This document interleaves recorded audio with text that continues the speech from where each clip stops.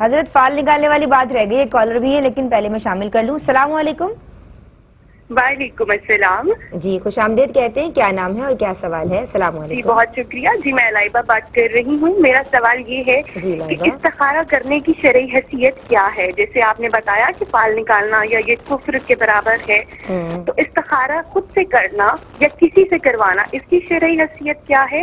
اور اس کے بعد میرا دوسرا سوال یہ ہے کہ میرا نکاح ہوا ہے اور میرا جن سے نکاح ہوا ہے وہ پہلے سے شادی شدہ ہیں، تو ابھی کچھ ایسے لوگ ہیں جو اس چیز کو مطلب غلط کہتے ہیں۔ اسلام نے تو اجازت دی ہے نا ایک مرد کو ایک وقت میں 4 بیویاں رکھنے کی، تو کیا اگر کوئی عورت کسی مرد کی دوسری بیوی بنتی ہے تو کیا اس میں کیا ان کو گناہ مرتکب ہوتا ہے اس سے؟ وہ مطلب اس کو لوگ ٹھیک ہے جی، ٹھیک ہے جی، بہت شکریہ آپ نے ہمیں کال کی لائبہ۔ آپ کے دونوں سوالات میں نے لکھ لیے ہیں اور انشاءاللہ آخری سیگمنٹ میں تمام سوالات کو شامل کروں گی۔ آپ اپنے ٹی وی سیٹ کے پاس جائیے۔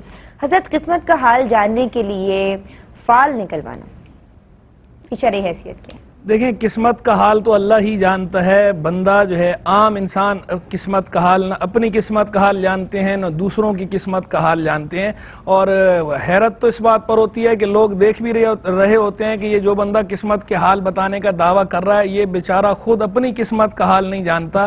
یہ اپنی قسمت کھولنے کے لیے جو ہے وہ آپ سے پیسے لے رہا ہے، آپ سے پیسے اینٹھنے کے لیے، آپ سے پیسے بٹورنے کے لیے اس نے یہ طریقے اختیار کر رکھے ہیں، یہ کمائی کے ذرائع اختیار کر رکھے ہیں، اور یہ آپ کے ان پیسوں کے ذریعے اپنی قسمت کھولنے کی کوشش کر رہا ہے۔ تو جن بیچاروں کو اپنی قسمت کا حال معلوم نہیں ہے وہ آپ کی قسمت کا آپ کو کیا پتہ بتائیں گے؟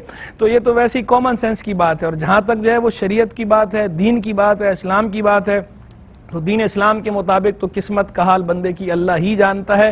اللہ کے بتائے سے اللہ کے رسول علیہ الصلوۃ والسلام، یعنی اللہ اپنے رسولوں کو اگر اس کا علم عطا فرمائے یا اپنے چنیدہ بندوں کو، اولیاء کاملین کو کوئی غیب کی بات اللہ بتا دے تو اللہ اس پر قادر ہے اور بتاتا بھی ہے۔ قرآن مجید فرقان میں اس کی تصریحات بھی ملتی ہیں ہمیں، لیکن اس کے علاوہ عام انسانوں کو اور بالخصوص یہ جو پروفیشنل لوگ ہوتے ہیں جو طوطوں کے ذریعے یہ قسمت کا حال بتانے کے لیے فالے نکال رہے ہوتے ہیں یا ہاتھ کی لکیروں کے ذریعے پامس جو ہے یہ نکالنے کی دعوے کر رہے ہوتے ہیں، یا کاہن ہیں یا نجومی ہیں، یہ لوگ تو نہ اپنی قسمت کا حال جانتے ہیں نہ کسی اور کی قسمت کا حال جانتے ہیں۔ تو ان سے قسمت کا حال پوچھنا تو ویسے عام حالات میں جائز ہی نہیں ہے، اور ان پر تو اعتقاد رکھنے کی بڑی شدید ممانعت بھی آئی ہے اور سخت وعیدات بھی اس کے بارے میں آئی ہیں حدیث کریمہ کے اندر۔ تو ایسے لوگوں کے پاس تو جانا ہی نہیں چاہیے، پوچھنا تو درکنار، جانے کی بھی اجازت نہیں ہے۔